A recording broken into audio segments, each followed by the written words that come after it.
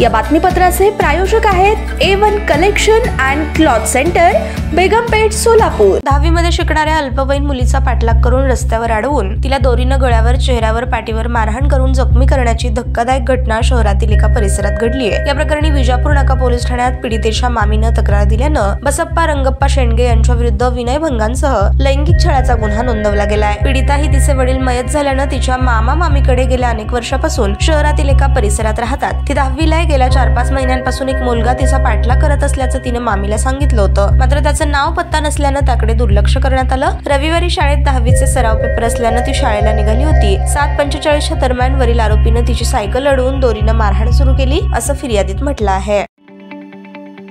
ताज्या बातम्या पाहण्यासाठी प्राईम महाराष्ट्र न्यूज चॅनलला सबस्क्राईब करा।